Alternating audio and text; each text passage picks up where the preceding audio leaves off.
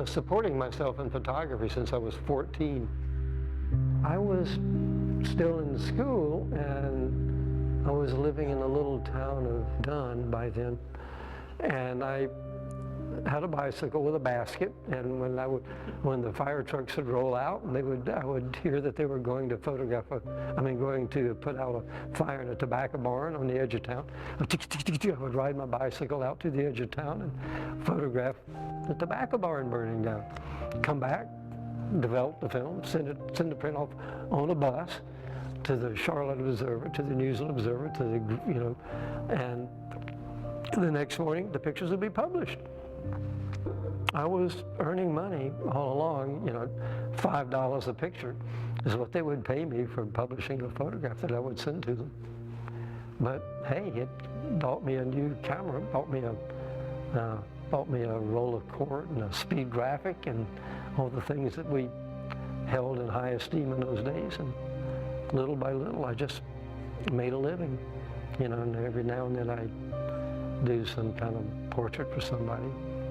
So, just little menial jobs in photography. And so you just keep chipping away. It's a day-to-day thing. But then, but when I was graduating, when it was my senior year in high school, I knew I did not want to go to college. And I just wanted to be out. I wanted to see the world and be a gypsy and get on airplanes and go places and do things, and so that's what I did. And for the next many decades, lived all over the country. And I'm now 78, just on the cusp of being 79. I like middle-sized towns. I don't want to live in a Charlotte or a New York or Atlanta. I like the look of Wilson. It was pretty. People were friendly. It was affordable. Made a lot of sense. I didn't know a soul here. Not one person did I know. But it's also very practical. It's on high ground. It's close to the Triangle. So I think of the Triangle as downtown, if not Greenville. So I came here and looked around, met a few people, liked it. People were friendly, so here I am. So I've seen just about every phase of photography you can imagine, from, in terms of the history of the medium. The only thing I didn't do is wet plates and daguerreotypes, but I've used the most backward possible equipment and film and all the rest, and now using the very best of digital equipment that money can buy. So I've seen all that happen. My first and only paid full-time job was on the News and Observer. I've always been a freelancer since then, even though I was under contract to different people different times. I was always poor. I had to make a living, so I was both lucky, but I was also very determined. I had to produce, and I still do. I made that kind of a concentrated body of work years before the Greenville Museum came here to visit my studio and see the work on the walls.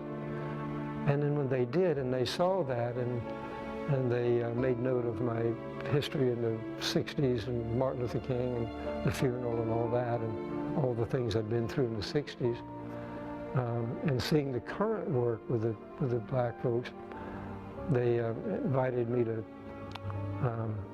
consider doing an exhibition in Greenville, for which I would do a lot of new portraits of contemporary African Americans from all walks of life that had stories to tell about how they'd gotten where they are. I would go visit their homes or hang out with them for a few hours or half a day or something like that, and get to know them, and get them to tell me about their lives and what they'd done with themselves. And often as not, it would bring tears to my eyes. The stories that Stacy has to tell about her child being kidnapped, and the people in a state out of Kentucky, I think she was living in, and the people that worked for the state were telling her, just have more children and keep applying for jobs you can't get. You'll get more welfare. That's how you can support your family. Now, that's no way to live. That's no way to tell somebody how to live.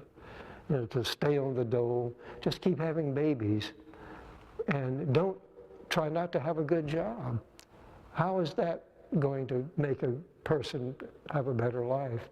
So I'd hear stories like this over and over again, and you know, so I would invite them to the studio to tell me their stories and on camera, and I would photograph them as they were telling me about themselves, and that's how the pictures came about. He's been in the studio on several occasions. I've done a lot of shoots of Theophilus and his other friends, so, and we'll continue to do more.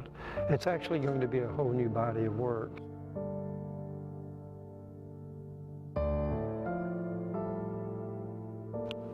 But a picture like this took most of a day to shoot by the time we get in and light it, and it's done with, you know, strobes and a camera on a tripod and a lot of trial and error stuff with the lights to get it right.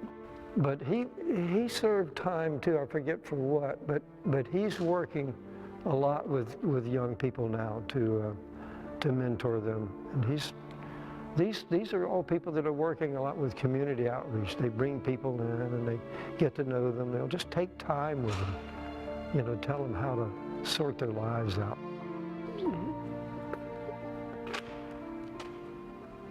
And his hair is one of the visual signatures. But what he's done, he's now come out and he's working with a lot of kids, mentoring them and making life better. And boy, what a gorgeous person she is. This is the dress that she wore to Barack Obama's first inauguration. This is the ball gown she wore to his inauguration. And when her great-great-great-grandfather, who was a slave, was freed, he was given, you know, he was given a little money, and he took some of that money and he bought some land on the outskirts of Farmville, enough to have a graveyard. So we decided to come out there and light it, and so I spent off and on. I mean, a couple of different days I went out there and I would scout it. I knew that I wanted that tree in it, and I knew that it had to be lit like that to have that texture, and I wanted it to play off against the detail in a dress. You know, you got to bring poetry to something like this. You got to bring a little drama and a little theater and a little poetry to it. So, you know, my tools are light, so that's what I do. Is this not a statement? He was a butcher in New York City, and she was living in New York City, and he fell in love with her, and he wanted to buy her a hat, and he bought that hat on time. He bought it in a store in Harlem, and he bought it on time and paid for it over a period of time, and then he gave it to her. And these are the clothes they got married in 28 years ago. The most interesting thing that happened on this shoot was when we had it all set up, and you know, all the days it took to arrange the hats having been done, get all the ladies all dressed in their chosen costumes. Each one brought in several outfits, and we got it all organized and styled. We'd figured out all their poses, and then when we at the last minute, looking through the viewfinder, I realized that a hat over here needed to be changed. It needed to be moved a little bit. So the fellow that was helping me went in, a black guy who's a director of music at one of the churches here, went in and bent over to move one of the hats. And when he did that, this lady here grabbed him by the fanny. Pretty much almost picked him up off the floor. And all the ladies just went crazy. Oh, wow, wow, wow. Yeah. And that set the tone for the picture. So there was nothing but laughter from there on out. But they were a lot of fun to be with. This is a great experience. And what's wonderful about this picture is that each one of these is a good portrait of each one of these ladies. Well, each picture has its own circumstances. Pictures aren't alike, so each time a project comes into the studio, or I know that I'm going to do a different person, you know, they're all demonstrably different, and so you prep yourself and the studio for that person. So yes, they are all different, but they all do require concentration, and that's what I've learned to do. So I've learned to devote a lot of time to that. I've learned that I do my best work if I take my time and be very patient and kind of let the picture come to me as well as letting me come to it. My hope is just to ricochet what they're doing and pass it along, so to the best of my abilities. I do feel I have a responsibility, but it's not. It is a social responsibility, but it's also a human responsibility, people to people. You know, that's what makes the world work, and we're seeing so little of that. You know, particularly with, you know, the election of a president who campaigned as a hate monger and wanted to make people dislike each other, distrust each other. So now we have a president that works against every good instinct that I've ever been taught to have or raised to have, and so I think people to people is certainly the answer. It's not just Black Lives Matter or White Lives Matter. All lives matter, as they say. And it's up to us to share our feelings,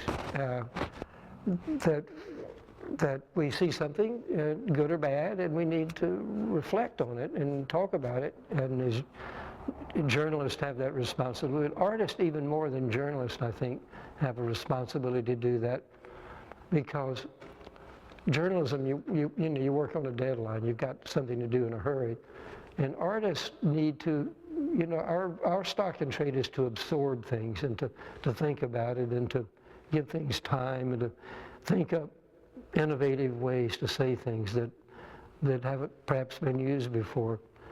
And so I do feel that there's a responsibility, but you can only do that if you have a platform, and that's why I so love what the Greenville Museum did. I mean, you know, to be in an interview on a television station is incredible too, because that's a platform, and I very much appreciate that.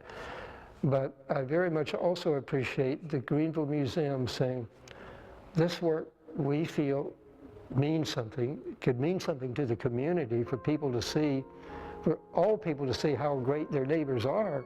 White people and black people can visit and see, aha, what we now perceive, you know, perceptions and recognitions is the title of the show. We now perceive that people aren't all alike. This is like what I'm on this earth to do, is to come back now and do these pictures.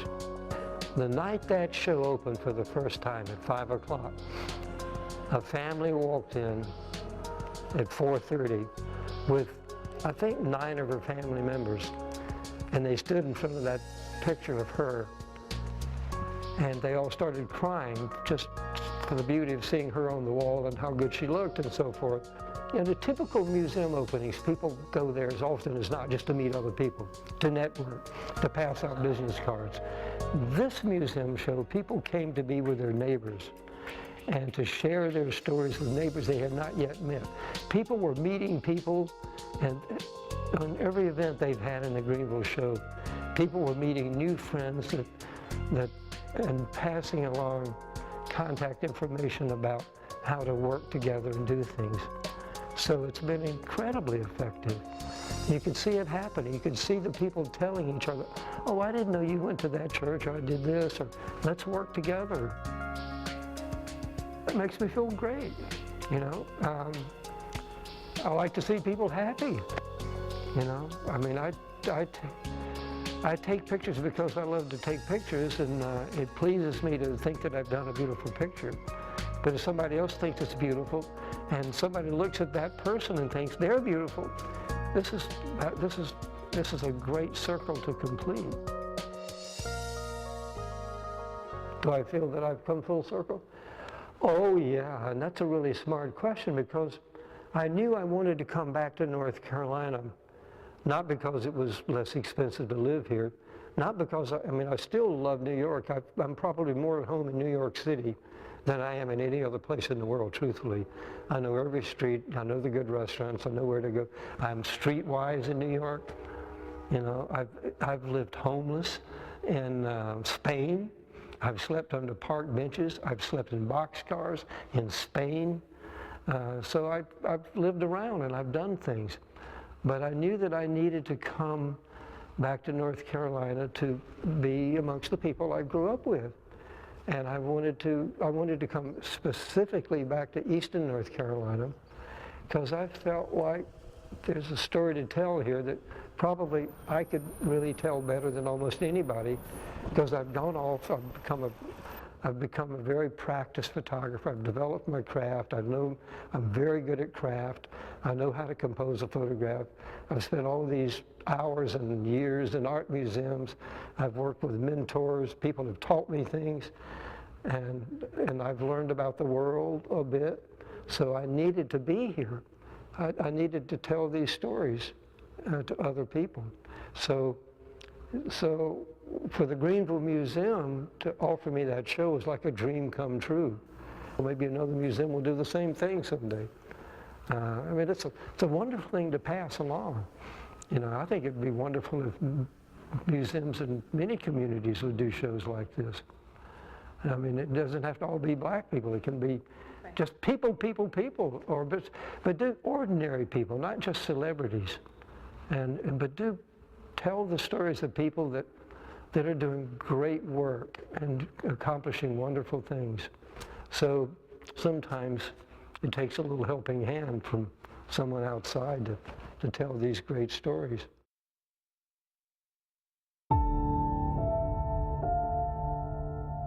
My history of the Martin Luther King story started when I was about 20 years old, when my very first magazine assignment ever in my life was to substitute for another photographer who had been asked to go photograph Martin Luther King at home. He was out of town and I was working as his assistant. So the Jet magazine said, okay, you can go shoot the picture, you know, stand in for him. And so my first magazine assignment was to photograph Martin Luther King sitting on his couch in his home as an unknown young preacher in Atlanta, Georgia, many, many, many years ago.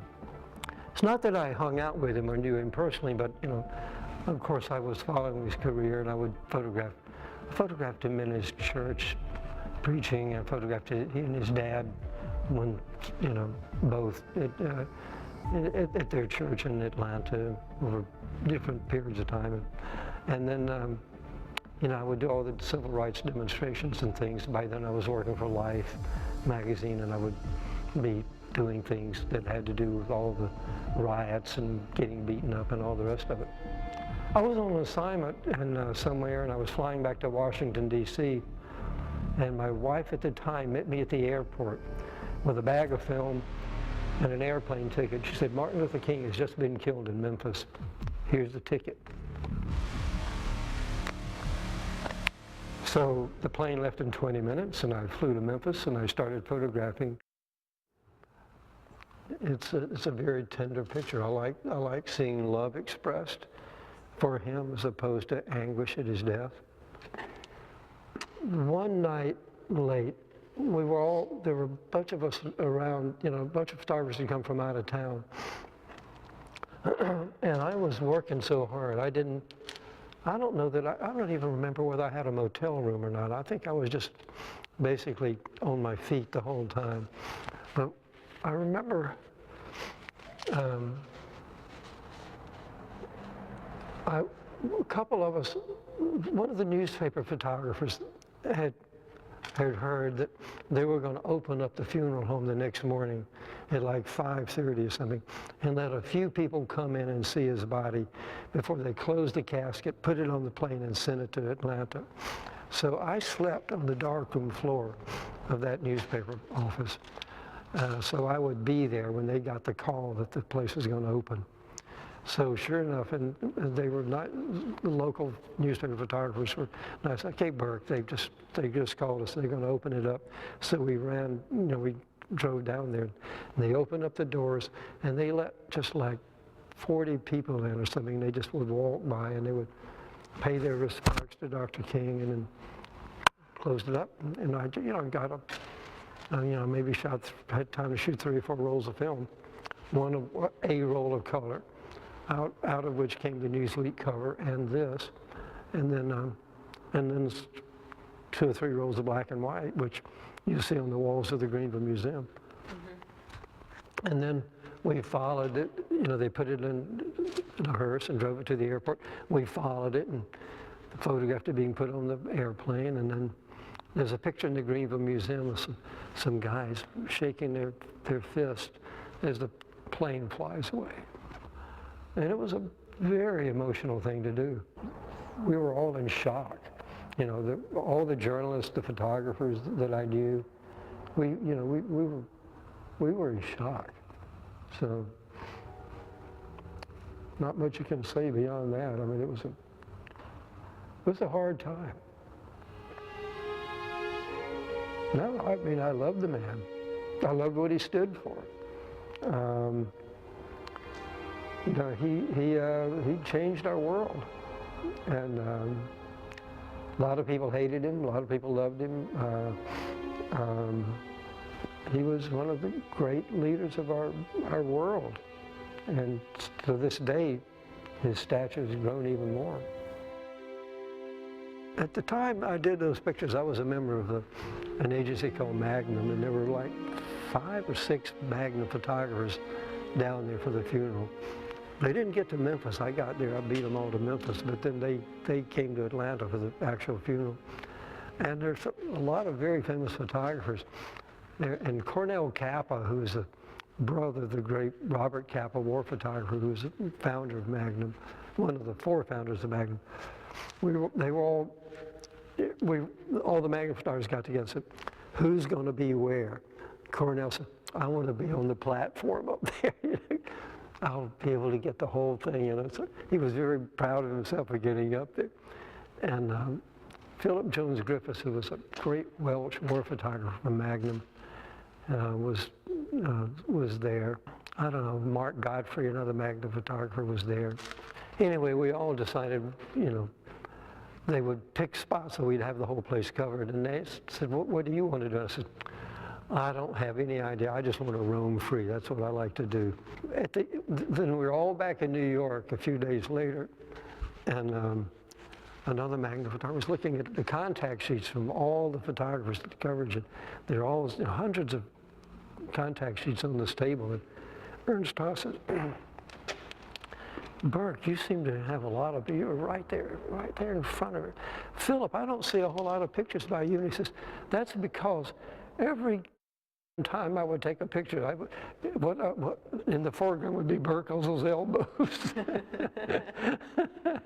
because I was small. That's a good time to be small, because you can wiggle and you can do this and you can get there, and you can be very competitive in a news situation if you're small. But if you're just, if you're a skinny little short guy, then you have to use your elbows. So anyway, but then Cornell Kappa, who was on the platform, said, I didn't get anything. All I got was the tops of people's heads, so that was the worst possible decision to make. So all those people you saw on that platform were very frustrated at the end of It was hard to work in the South as a white photographer for Life magazine and not be held in contempt by white people. I always traveled a lot. I would be back in North Carolina on Life magazine assignments, one of which was to go photograph a Klan rally in North Carolina, which is a heartbreak. Photographed the Klan rally. At the end of the Klan rally, a guy came up and clapped his hand on my shoulder from the back, and I turned around, and he pulled his hood off, and it was a guy I'd gone to high school with in Dunn, North Carolina. So that's one reason I moved out of North Carolina, right there. So, and then I came back only to have the Republicans take the State House and do the bathroom bill and turn the state backwards again, and trying to run it back into the past, is doing as best they can to ruin the state as far as I can tell. So if I had it to do over again right now, I would not move back to North Carolina because of the you know, the way the government has turned things around here. Hopefully Roy Cooper can make a difference, but it's, so I don't know. It's very disappointing to me as a North Carolina native to see how it seems to be marching steadily backwards. So, and racism is still an issue here. Right here in Wilson, if you've got time for one more little story, right here in Wilson, North Carolina, since I've lived here, one day on a bicycle ride out in the country, I used to do a 35-mile ride 3 times a week on my bicycle outside of Wilson. And one fine day, I got attacked by a dog, and I got hurt really bad. You know, fell down, the dog didn't actually bite me, but messed me up. The fall did. I could hardly get back on the bike. I was bleeding. Bad things happened to me. Things torn. You know, I was a mess. But I managed to ride back to Wilson very slowly, only using one leg. Got to Highway 301, had to cross Highway 301. Knew that when the light changed, I would not have time to get myself back on the bike, get across the highway before the light changed. I was going to get killed trying to get across 301 highway. So I called a cab. While I was waiting for the cab, leaning up against a light pole at that intersection, you know, this far from the edge of the pavement, every time the light turned red and cars would come up, every single black person in every single car carrying them, they would roll down the window and says, "Can I help you? You're bloody. You look like you need help." And I said, "No, it's okay. Thank you for asking, but I've called a cab." Not one white person ever did that. Not one. Now you talk about racism, you know, tell me where the heart is.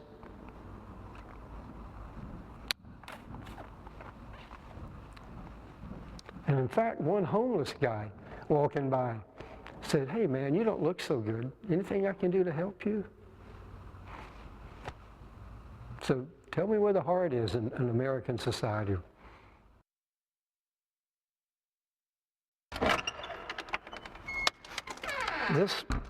This room used to be a freight elevator.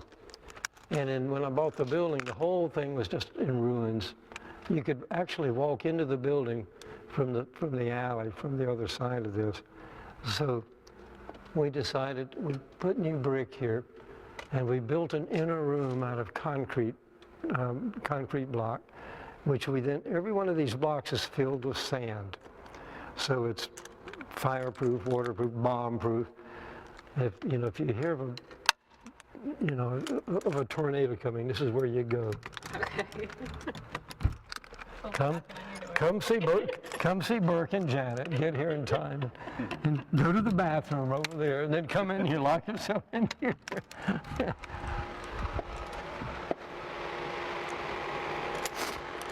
This is my whole life right here. You know, you've got, there's Martin Luther King, Prince, the names of different books I've done, Family Name Spot.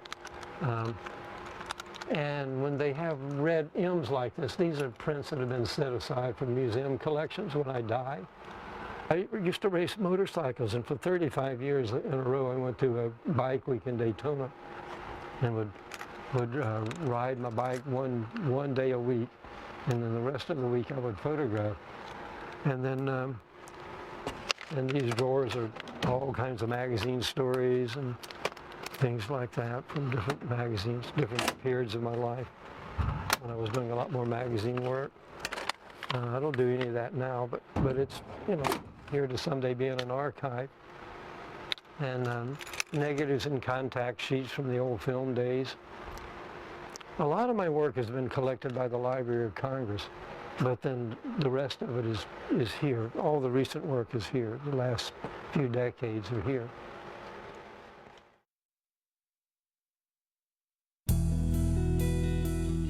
That was a wonderful surprise. The, you know, it was a great music festival, so it was supposed to be all about the music, and it was, but so many interesting things happened sociologically that the crowd was so enormous, and you know, they stopped taking up tickets. The New York freeway was closed down. It became this momentous event. So all of a sudden it was a people story instead of a music story. So and all the people started taking their clothes off, and that was a wonderful thing. The way people were getting along became the story. So my two little boys, or my wife and two sons, were with me when we all went in together, thinking we would just spend one day there, and then we couldn't get out, so there we were.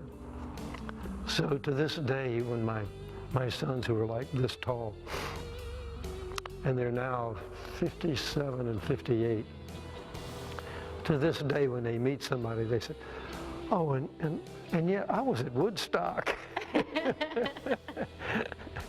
So it was a good time. Oh, they're amused. You know, we've always gotten along well. I mean, they're my best friends, and we've, at different times of their lives, when they were growing up, you know, they were, you know, 19, 20, 21 or something like that. They've each spent a year or so traveling around the world with me, working as an assistant, and so and then we all were riding motorcycles together, so we would all drive around the country doing that. So we've spent a lot of great times together, even though I was traveling a lot, and I would be gone, you know, I might go to Vietnam, and while I was there, life would say, okay, well, now go over to Borneo and do something there. Oh, and by the way, stop over and do something in, you know, Thailand or something. So I'd be gone for months at a time, but when I was home, I was home. And so there would be these great periods of intense togetherness, and then I'd be away for a while. So they got used to that. You have to be your own self. That's all you can be. The nice thing about being a photographer is that the world doesn't let you take yourself too seriously. You can't do that, because the things you see as you travel around and the people you meet, you stand in awe of them.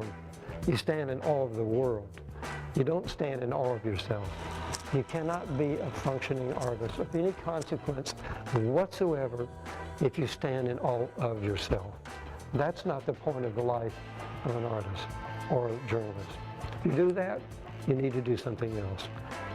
One nice thing I've always felt about photography is that no 2 days are ever the same. And I'm sure it's true of you folks too as journalists. You just never have 2 days the same. And that keeps you humble. It keeps you hungry and humble. And it's touch and go financially to this day, and it always has been all my life. It's not easy. You know, I'm not a trust fund artist. I was not born wealthy. You know, there are years when I've made more money than others, but I've had to work hard for it, and the money, I've always put the money right back into equipment or the studio. So in order to do the work I felt like I needed to do. So most recently, I just did a really wonderful road trip between here and Salt Lake City. So we took pictures all along the way. We knew we had to average about 250 miles a day in the allotted amount of time to get there on time. The first day we only were able to drive 24 miles because I kept seeing things I wanted to photograph. Oh my God. So then the next day, I think we drove 44 miles. I said, man, we got to put the hammer down. We've got to be in Salt Lake City. And we've now done, 70 miles or something. We got to get going. So I got a lot of really good new work. I'm very excited about it.